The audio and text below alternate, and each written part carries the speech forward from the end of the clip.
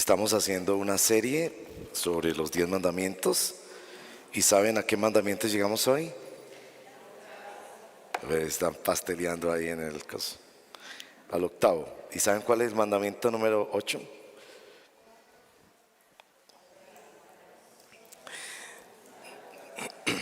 Entonces me parece que sería bueno hacer un repasito para comenzar de los 10 mandamientos.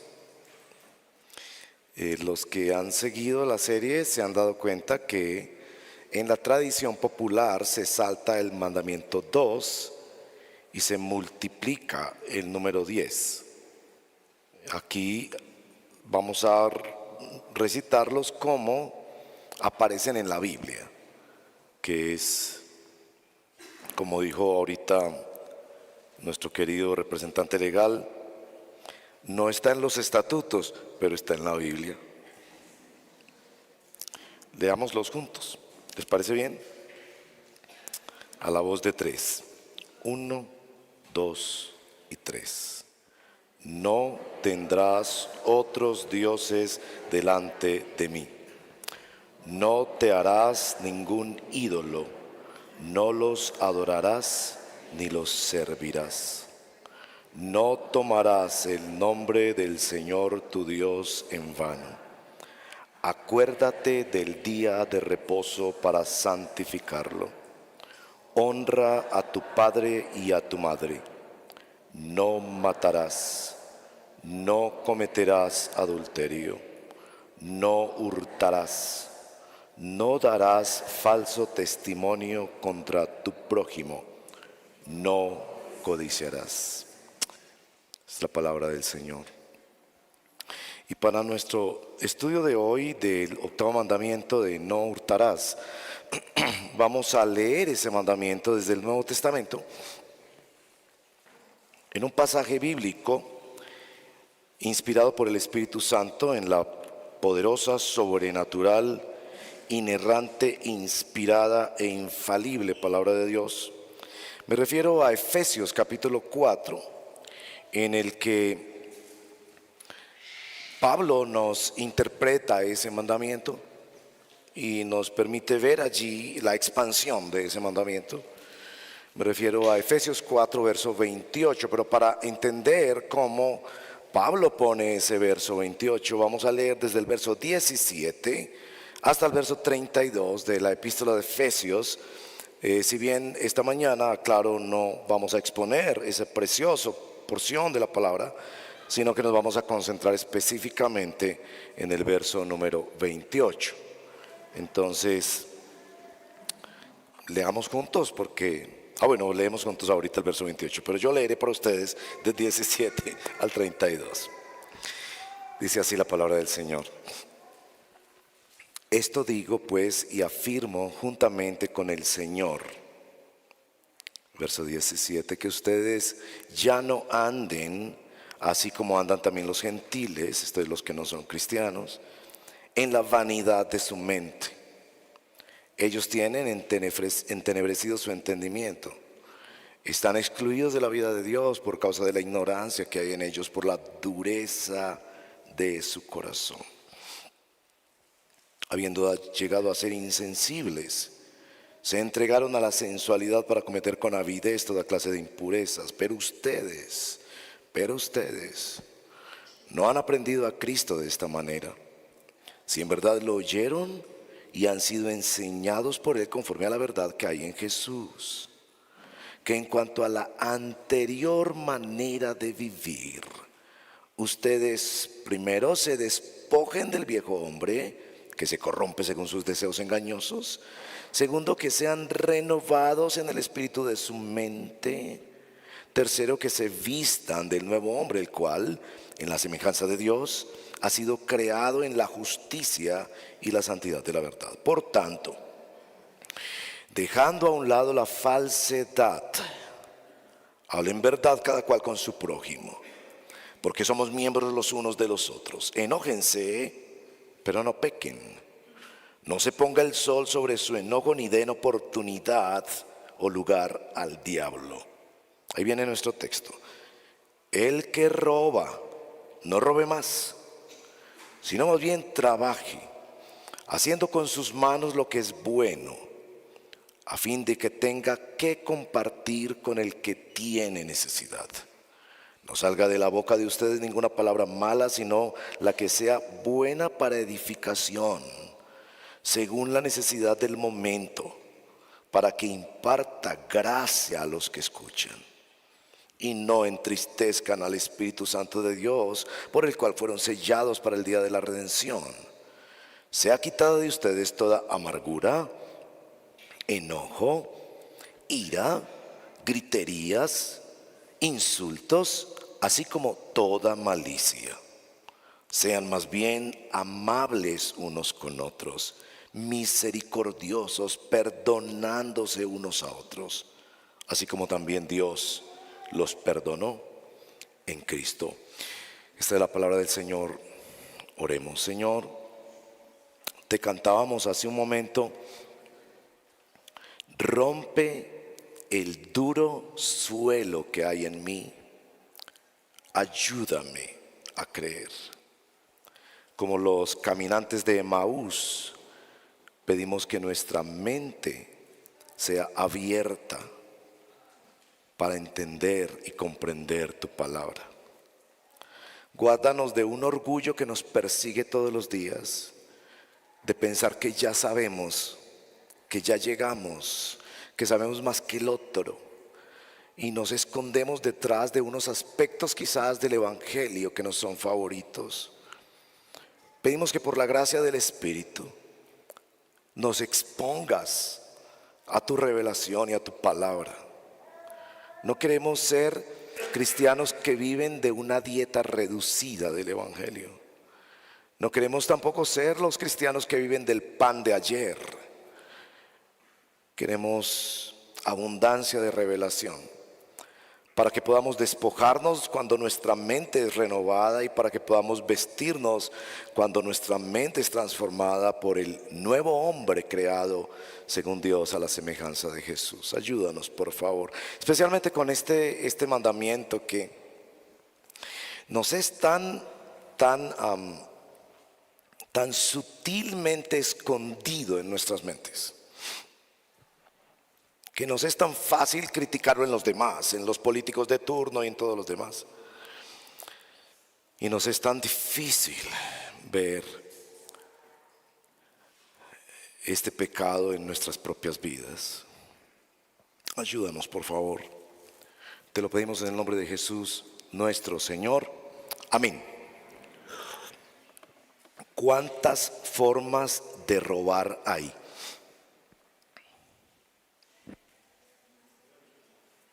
Porque el mandamiento no dice no robarás dinero, o no robarás propiedad, o no robarás tierra, no robarás.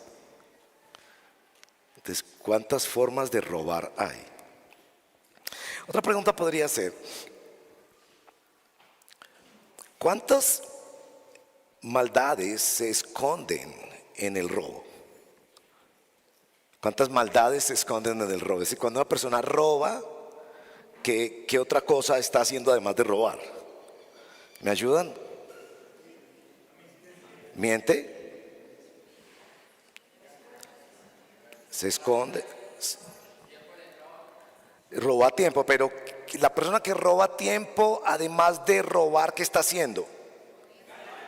Engañando, mintiendo, irrespetando al prójimo, ocultando, menospreciando la propiedad del prójimo o el tiempo del prójimo. Ahora, tal vez seríamos mucho más incisivos si revisamos esta lista de los 10 mandamientos. Si me ayudan poniéndola ahí en pantalla los hermanos muy queridos allá que nos ayudan con las presentaciones. Si ponemos en pantalla los 10 mandamientos y vemos el mandamiento de no robar, con respecto a los demás mandamientos.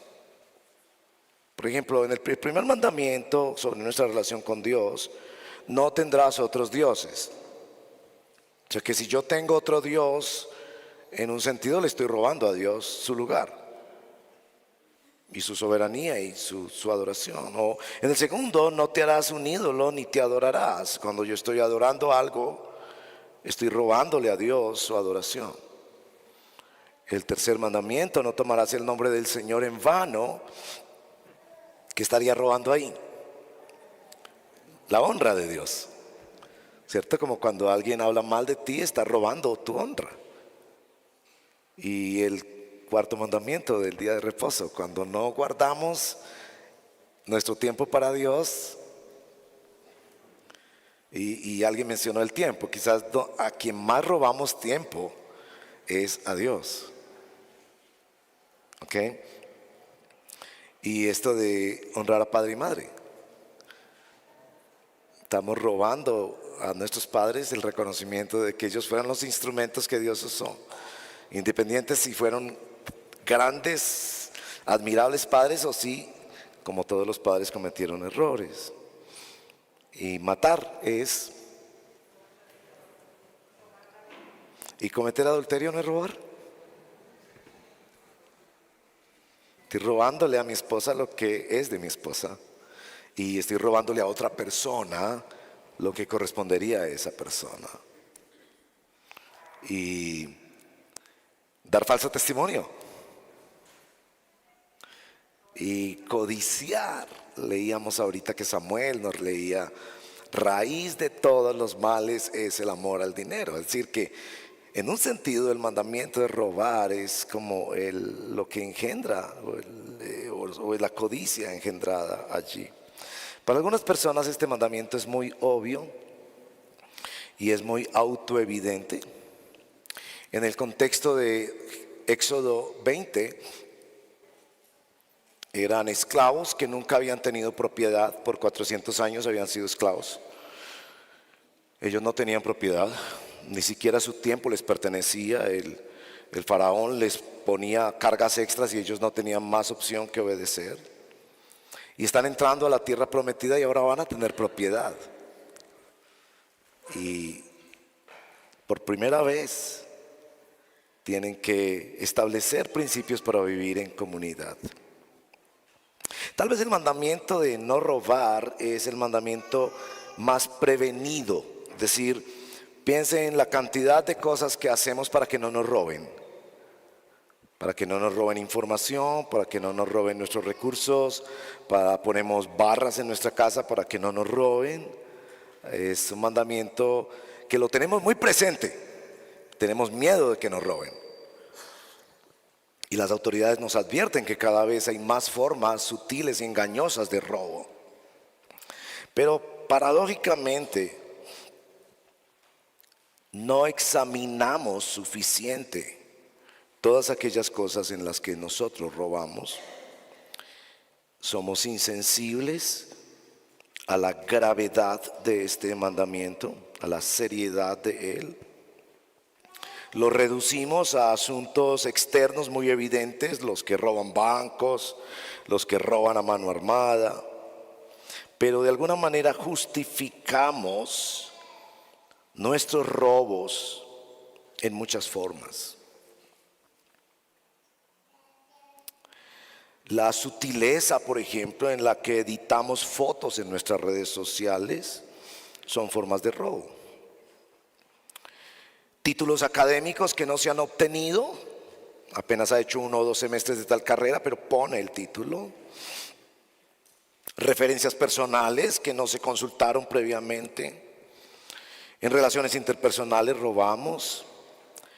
Y sustentamos esta cultura que ya se ha denunciado, la cultura muy asociada a nuestra identidad paisa, la cultura del avispado, el vivo vive del bobo, que es la raíz de todas las corrupciones, solo que nos gusta más criticar la corrupción en los demás.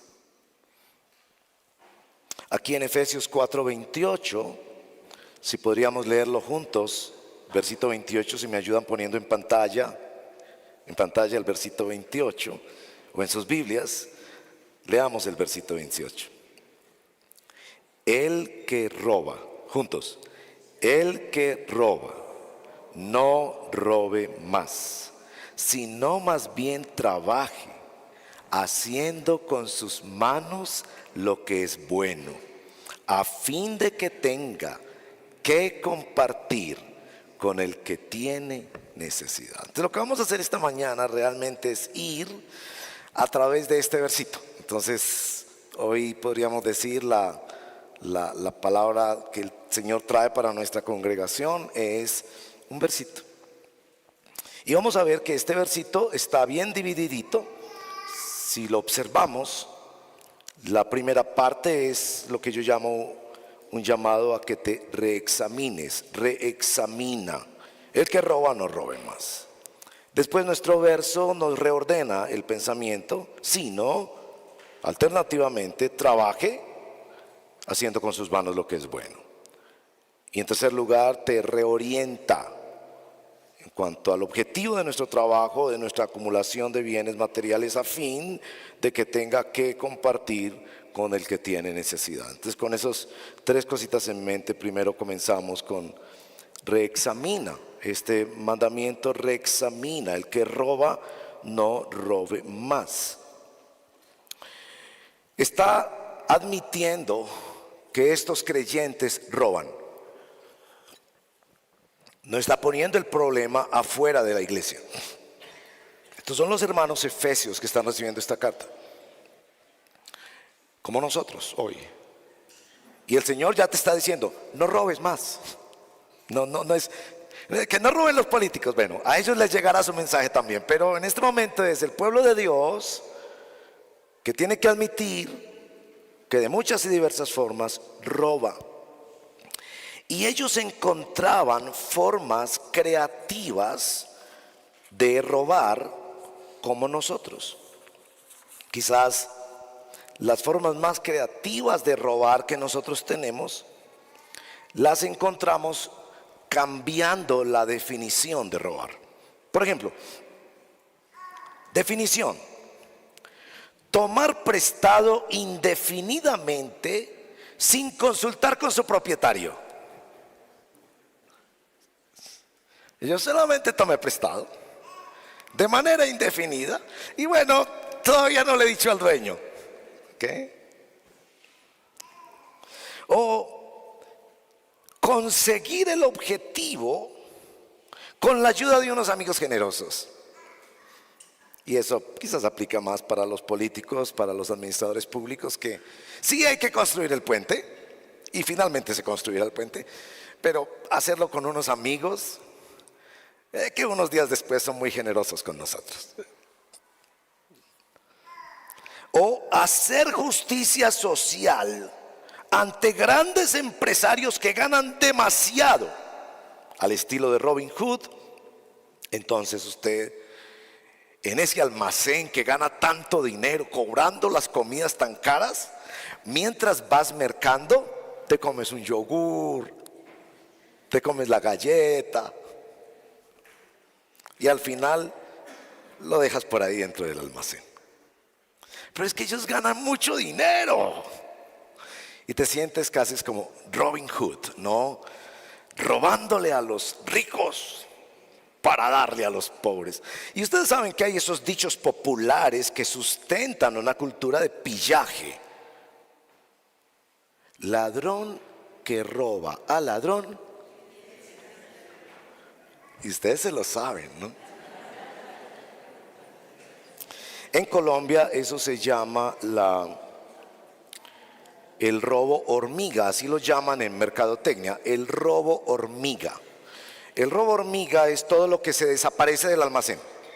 Y cuando hacen inventario, ese yogur y esa galleta entró, pero no se vendió, no aparece registrado en los libros y en las cajas de venta. Misteriosamente esa galleta y ese yogur se desaparecieron, pero televisores, objetos deportivos, joyas, perfumes desaparecen de los almacenes. Hay muchos reportes, pero en un reporte que pude investigar dicen que al día de hoy, en este año, solo en las grandes empresas que lo reportan, porque son solo las grandes empresas que lo reportan, y que dicen que pueden llegar a quebrarse grandes empresas por eso, porque el margen de ganancia es poco. Y a veces la pérdida por el robo hormiga puede llegar a ser entre el 1 y el 5%. Que solo en este año 2024, hasta la fecha, se ha reportado por robo hormiga, eso que la gente sustrae, se le echa al bolso, se lo come en el almacén, se lo lleva para la casa, solo para probar si el producto es bueno. 250.000 millones de pesos. Solo en ese concepto. El robo hormiga no es el robo que entra un atracador y se lleva la plata de la caja, no. Es el robo de objetos dentro de los almacenes que atienden al por menor, al público, para comprar mercaderías.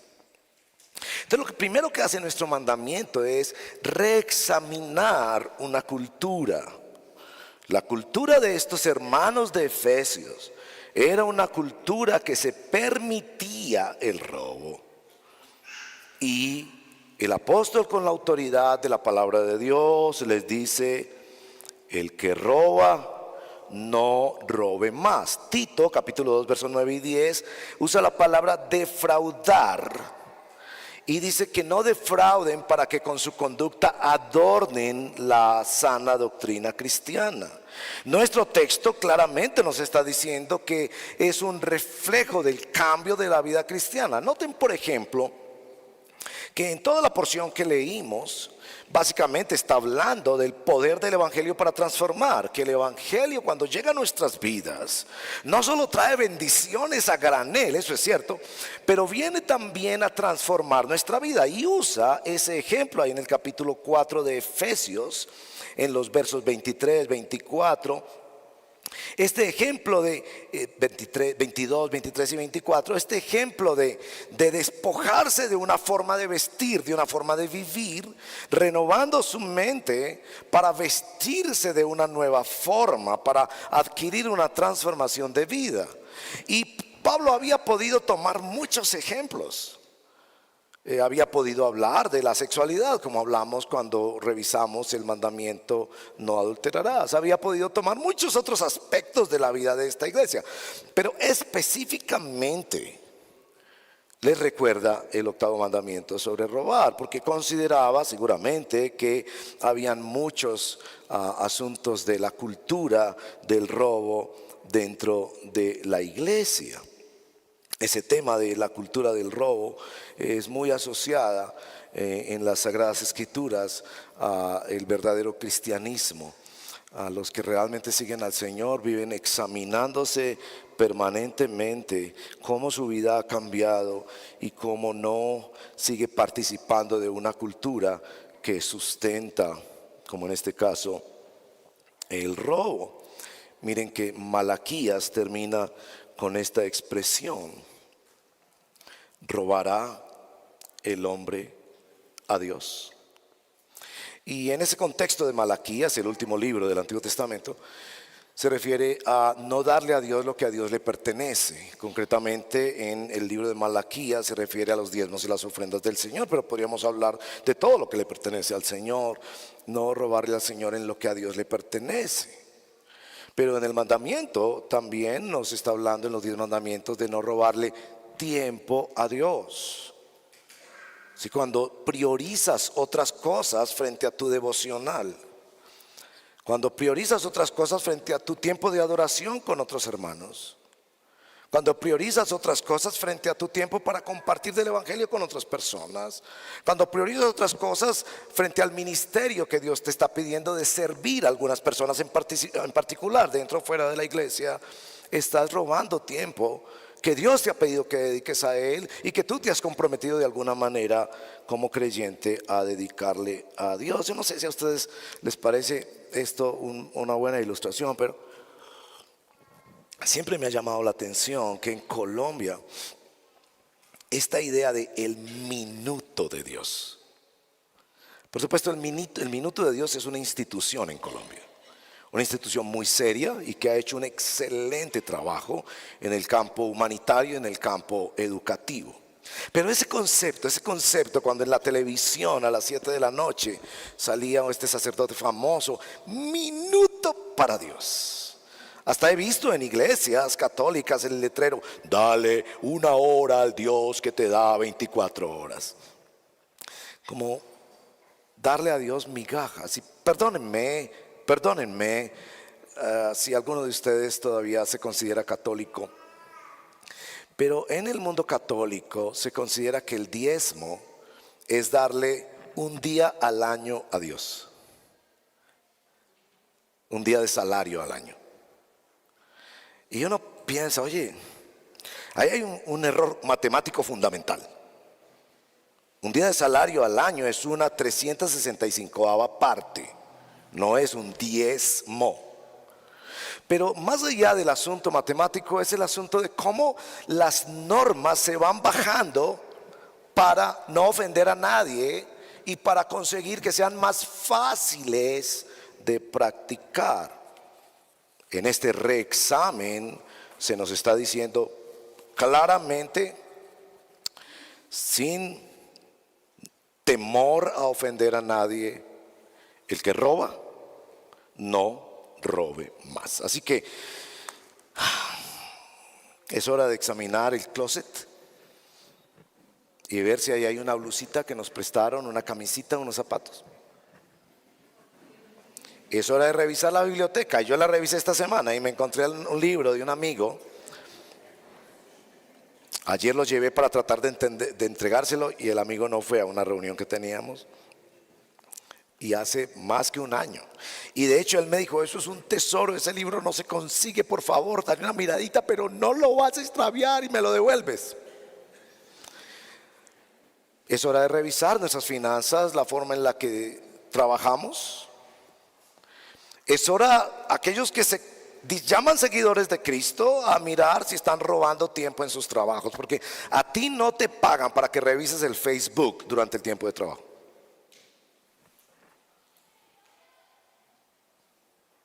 Y si hay una emergencia familiar, la familia tendrá formas de llegar, y generalmente a propósito la familia no nos llega por emergencias a través del Facebook. Es hora de revisar muchas cosas en nuestra vida, donde estamos robando honra y todo lo demás. Pero el mandamiento no solo examina nuestra vida y nos hace venir a decir, Señor, rompe el duro suelo que hay en mí. Yo no quiero leer la Biblia para encontrar cosas que me gustan o para decir, ay, la Biblia está de acuerdo conmigo. No, yo quiero leer la Biblia para que la espada de Cristo me someta, porque yo sé que esa espada me libera y me da paz y me muestra el amor de Dios y me da el abrazo del Padre y me llena de gracia. Pero esa espada viene también contra mis prácticas pecaminosas, por sutiles y por comunes que sean, por habituales y acostumbradas que sean. Necesito examinar mi vida. Así que vamos a quedar con tarea para esta tarde y para esta semana, ¿verdad? Bueno, lo segundo que hace este mandamiento es que reordena.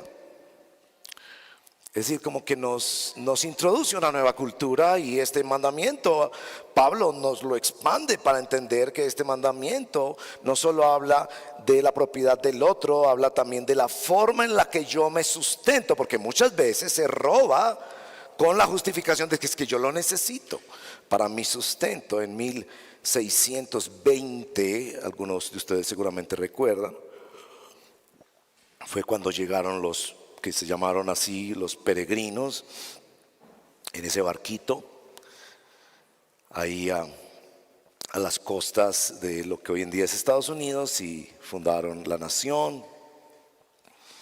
Hay un ejemplo que se destaca mucho en estos primeros peregrinos, y por eso se celebra el Día de Acción de Gracias. A propósito, estamos hablando de celebrar el Día de Acción de Gracias también. No por esa razón cultural histórica, pero sí porque qué tan bueno tener un día al año en que todos nos paramos y celebramos un Día de Acción de Gracias, independiente de dónde se haya inventado eso.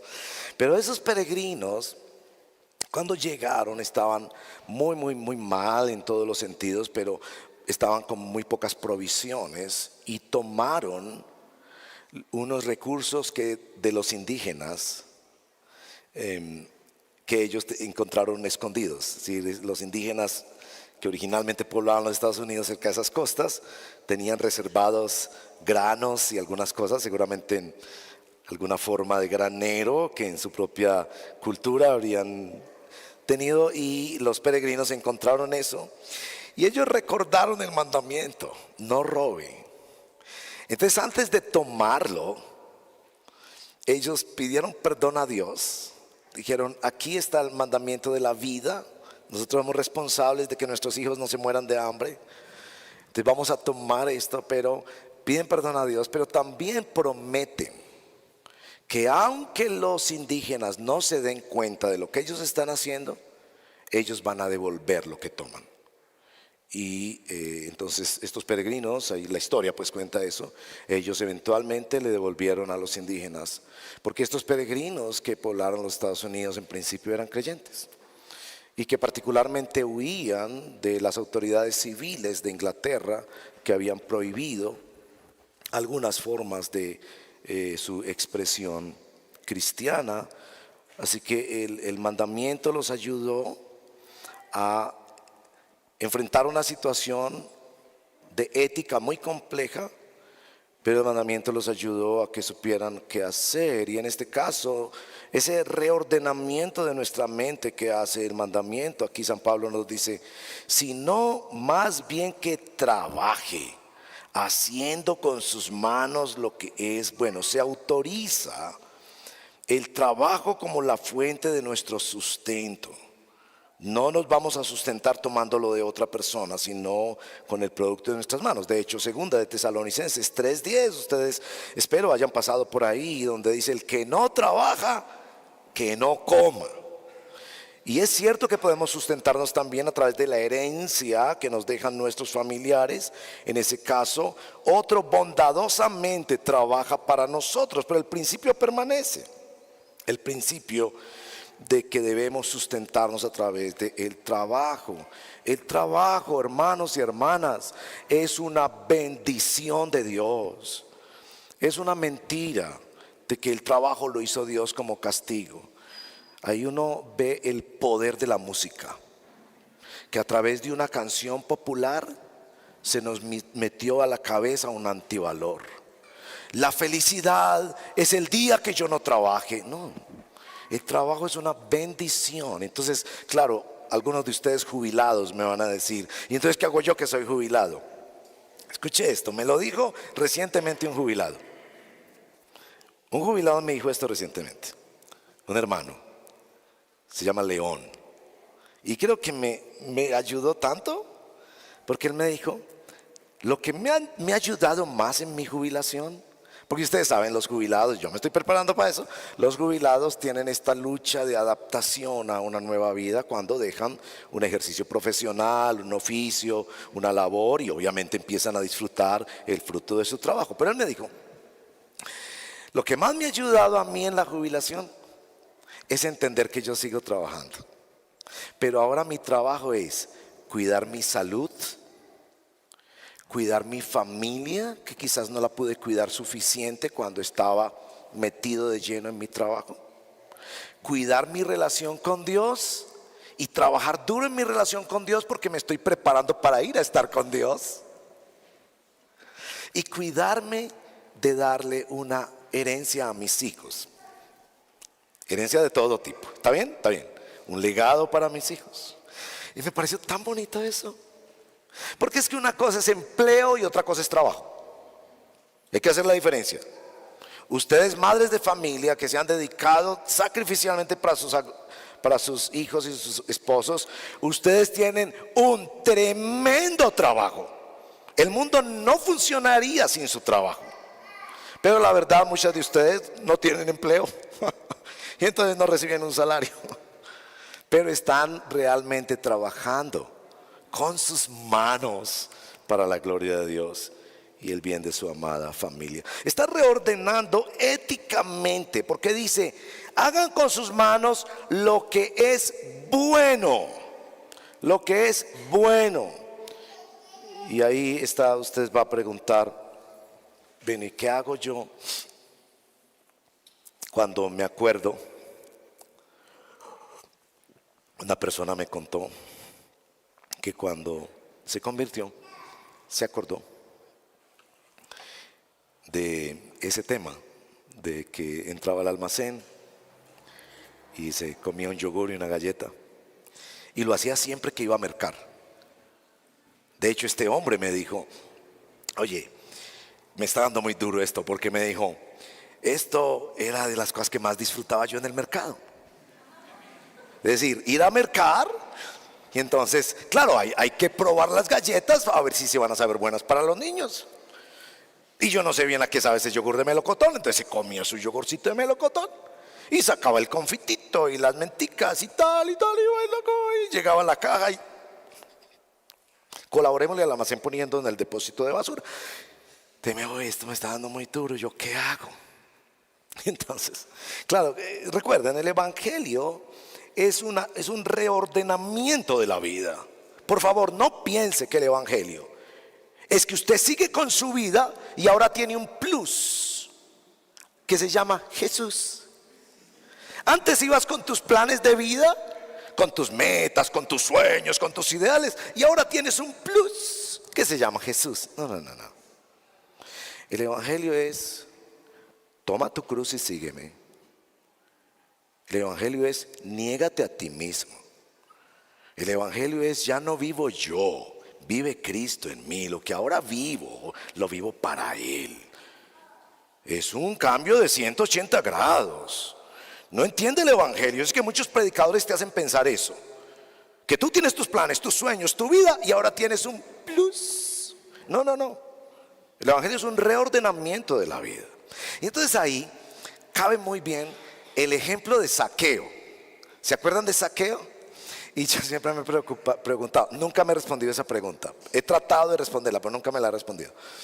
Si el nombre de Zaqueo le ha dado etimológicamente el nombre a la palabra saquear. Porque Jesús viene a su casa y sin que Jesús se lo diga, yo creo que Jesús se lo iba a decir, pero antes de que Jesús se lo diga, el hombre empieza a sentirse un poco incómodo porque Jesús entra a su casa y él tiene una buena casa. Jesús se sienta en su mesa y él tiene una mesa servida por sirvientes y comidas espléndidas. Y empieza a sentirse: yo cobraba más de lo que debería cobrar por mis servicios. Yo le mentía a la gente diciendo que debería pagar tal impuesto especial y ahí no había nada de impuesto, era para mi bolsillo. ¿Qué hago? Entonces ustedes se acuerdan lo que él hace. Él se levanta y dice: voy a hacer una cosa que nadie me está obligando, y es que la mitad de toda mi fortuna se la doy a los pobres. No había obligación en la ley de eso, ¿ok? Él lo hizo como una expresión de que la gracia de Dios había llegado a él. Y por eso Jesús dice: hoy ha llegado la salvación. Porque entendió lo que recibió de Jesús. Entonces no le pareció mucho la mitad de sus bienes. Es que piense, la mitad de sus bienes es el 50%. Eso es como una broma, ¿no? La mitad de los bienes era mucho. Pero adicionalmente, Zaqueo dice: si alguien es defraudado, y esa es una de las palabras que usa el Nuevo Testamento para hablar del robo. Defraudar es engañar en términos comerciales. Si alguien es defraudado, le devuelvo cuadruplicado. Ahora ustedes van a preguntar: Zaqueo, ¿de dónde sacó eso? Zaqueo, ¿de dónde lo sacó? Del libro de Levítico. En el libro de Levítico capítulo 6. Ahora, ¿cómo Zaqueo conocía el Antiguo Testamento? No sé. Pudo tener un trasfondo judío, muy probablemente. Estos publicanos eran judíos de formación, nominales. Y Zaqueo ha leído allá que debe devolver una quinta parte que se puede interpretar como 5 veces más. Pero el principio aquí es la restitución. Entonces lo que yo le dije a ese amigo: tú debes encontrar una forma de restitución. Que Dios te ayude a restituir. Porque hermanos y hermanas, esto sí es serio. Debemos restituir. Por ejemplo, cuando una persona te hace un préstamo, y tú no lo pagas a tiempo, tú debes hablar con la persona sobre los intereses de ese dinero en el periodo que se atrasó. Porque todos sabemos que 20,000 pesos hoy no son 20,000 pesos hace 50 años. Mi papá compró una casa en el año 1970 por 27,000 pesos. ¿Usted puede creer eso? Lo que vale un almuerzo. ¿Por qué? Porque los dineros se devalúan. Y si tú tienes una persona a la que les debes dinero y no le puedes pagar, da la cara. Por favor, da la cara. No hagas lo que te dice en tu mente, que es un autoengaño. Ay, yo no le voy a dar la cara porque no le he podido pagar. No, vaya y dígale, no le he podido pagar. O aquí le abono estos 5,000 pesos. Perdóneme, no he podido cumplirle. Pero cuando no das la cara, estás generando otro volumen de pecados. Debes dar la cara, abonar lo que puedas, pedirle misericordia, y puede ser que la persona dice, no, no te preocupes por los intereses, tranquilo, tranquilo, te doy un año más, está bien. Pero esa persona tendría derecho a decirte, qué pena, pero es un año más de intereses. ¿Por qué? ¿Por qué? Porque el Evangelio no solo reexamina nuestra vida, también la reordena. Ahora nuestro texto avanza a una dimensión maravillosa del Evangelio, y es que el texto dice, a fin de que tenga que dar a los que tienen necesidad. Entonces incorpora no solo el elemento del trabajo, sino que incorpora el elemento de la solidaridad. Es un error que tú pienses que Dios te da más para que disfrutes más. Voy a repetir esa frase porque yo sé que le genera polémicas en su mente. Es un error pensar que Dios te da más para que disfrutes más. En nuestro texto de hoy, de 1 de Timoteo 6, que leímos en la adoración, es claro que es una bendición disfrutar de las cosas que Dios nos da. Pero es claro que cuando Dios se sobra, y yo no sé cuántos de ustedes han visto esto, y quiero ser respetuoso con quienes no lo han visto todavía, algún día lo verán, pero soy respetuoso con personas que tienen escasez. Yo he vivido épocas de escasez y sé qué es eso. Vengo de una familia que vivió escasez, yo sé qué es eso. Pero algunos de nosotros miramos nuestros ingresos y decimos, el Señor está sobrándose aquí. O sea, bendito Dios. Necesito un mercado de 500, pero sin problema me lo puedo comprar de 600. Yo para mis funciones necesito 10 camisas, pero bendito Dios me puedo comprar 20 camisas. Y así.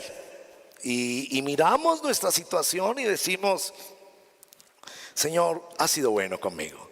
Y más que el tema material es entender el respaldo del Señor. El respaldo del Señor. El amor y el cuidado del Señor con nosotros. La abundancia del Señor.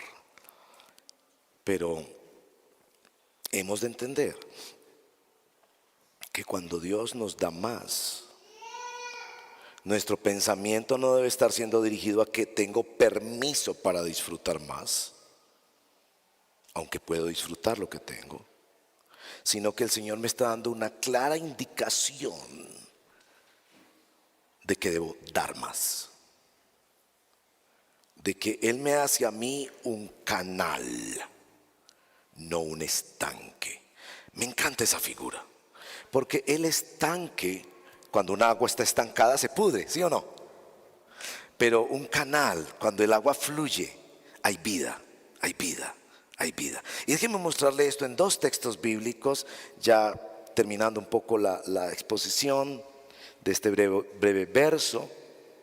El primer verso que quiero leer está en 2 de Corintios capítulo 9 verso 11, que capítulo 8 y 9 de Corintios nos cuentan la historia de esta iglesia macedonia, que en medio de su profunda pobreza abundaron en riqueza de su generosidad. Así textualmente lo dice. Y le rogaron a Pablo que por favor los dejara participar en una colecta especial que se estaba haciendo para la iglesia de Jerusalén. Entonces, en 2 Corintios 9:11 está este texto donde el Señor dice así: ustedes serán enriquecidos en todo. ¿Para qué? ¿Para alguna liberalidad? Estudiantes de la Biblia, miren cada palabra. Para toda liberalidad. Los que no están familiarizados con la palabra liberalidad se puede traducir como dadivosidad o aún generosidad. Ustedes serán enriquecidos en todo. Qué promesa, ¿no? Para toda liberalidad, la cual por medio de nosotros, porque ellos estaban llevando la ofrenda, produce acción de gracias a Dios. Entonces yo miro mi situación y digo, si Él se está sobrando, evidentemente es que Él me está entregando un ministerio. Me está entregando un ministerio, porque en Romanos 12 dice que ese es un ministerio, que dar es un ministerio. Pero déjeme mostrarle otro texto porque me impresionó la combinación de estas dos perspectivas. En Lucas capítulo 6, verso 38. Lucas capítulo 6, verso 38. Entonces usted podrá pensar, este asunto de la liberalidad se dirige solamente a aquellos creyentes que ven que Dios se ha sobrado. Y yo digo, sí, porque muchos vemos que Dios se ha sobrado.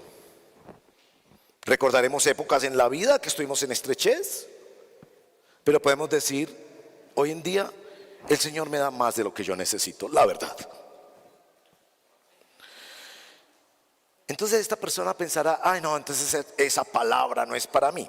Pero miren aquí en Lucas capítulo 6, verso 38. Den y se les dará. Medida buena, apretada,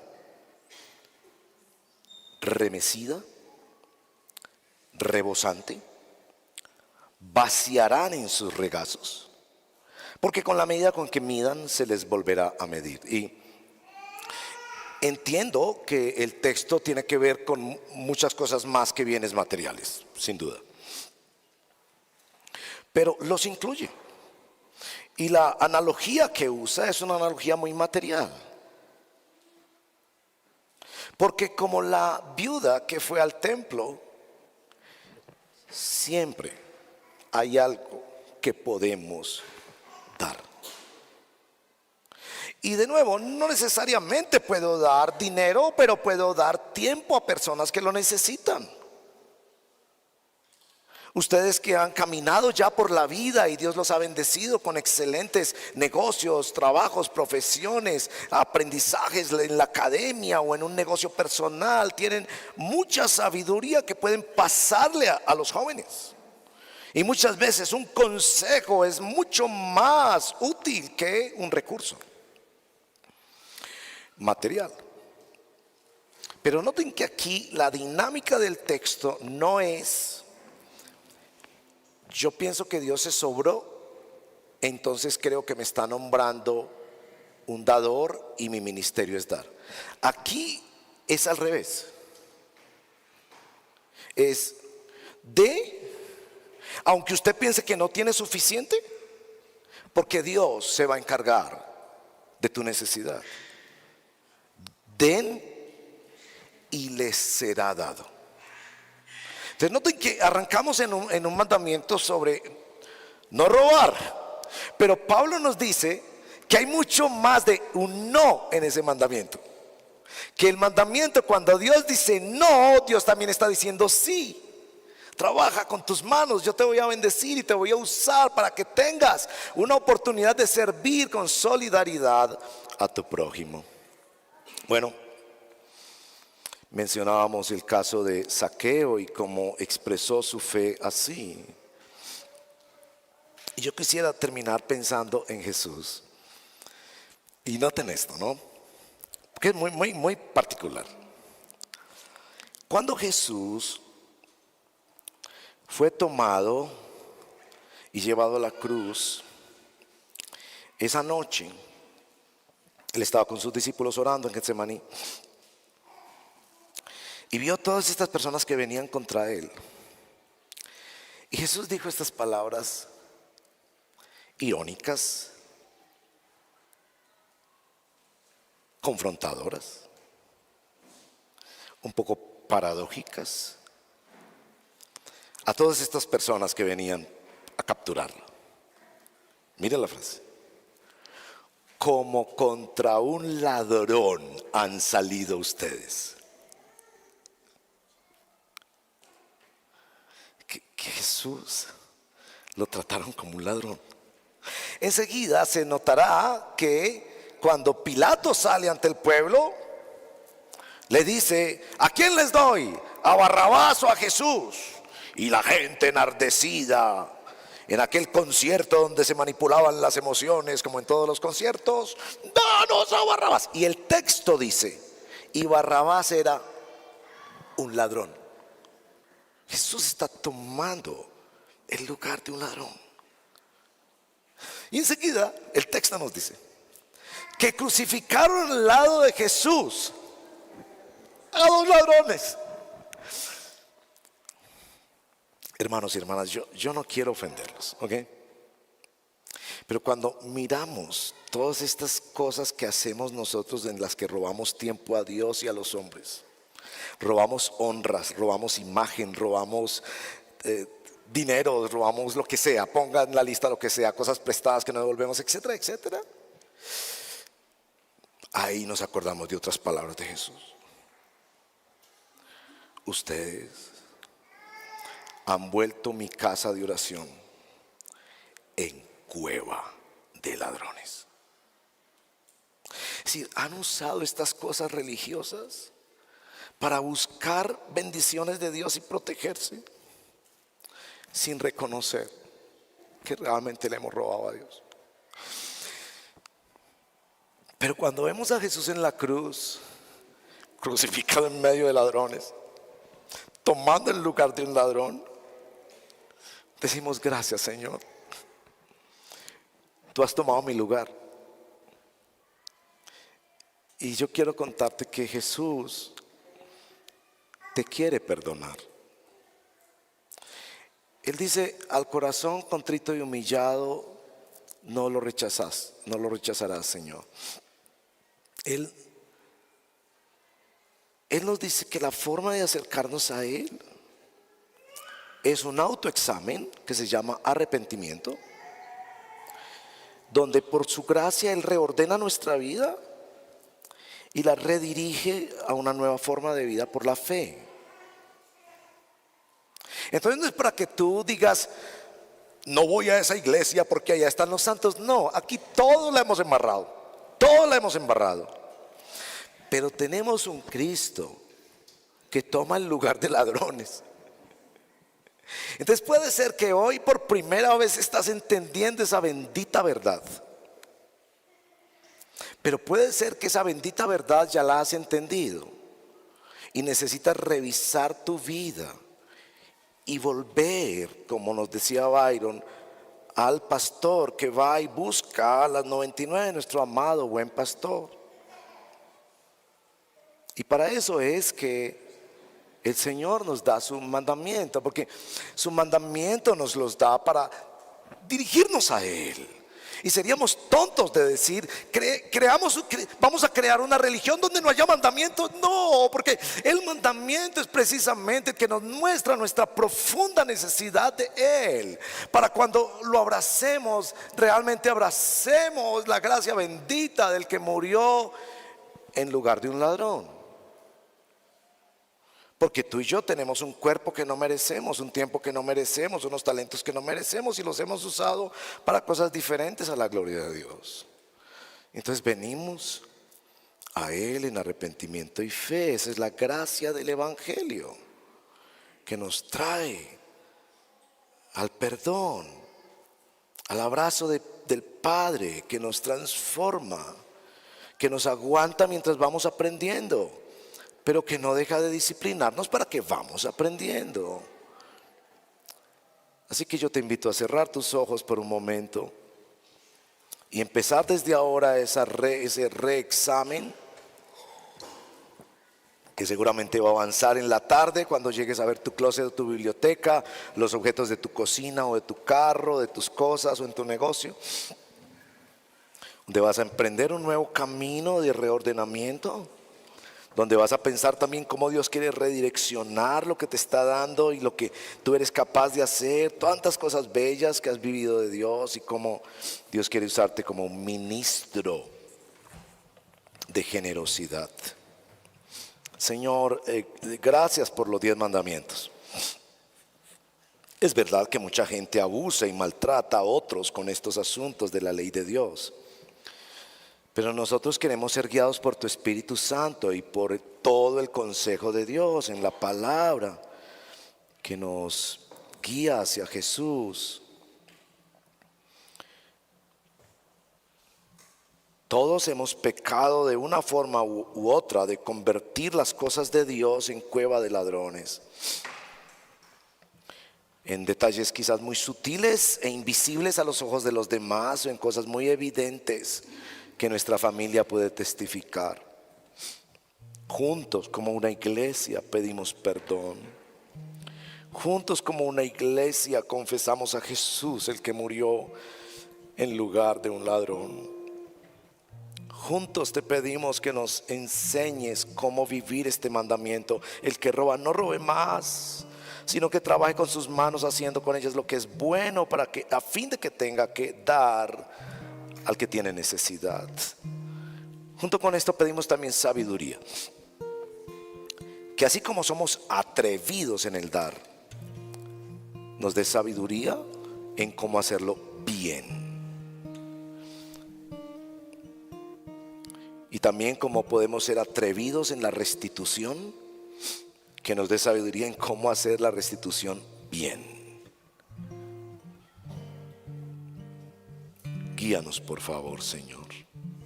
Tú que nos das el mandamiento que nos atraviesa, que nos derrota, danos la gracia para obedecer, para ser fieles a ti. Te lo pedimos en el nombre de nuestro Señor Jesucristo, con este énfasis especial. Amén. Pongámonos de pie y adoremos al Señor.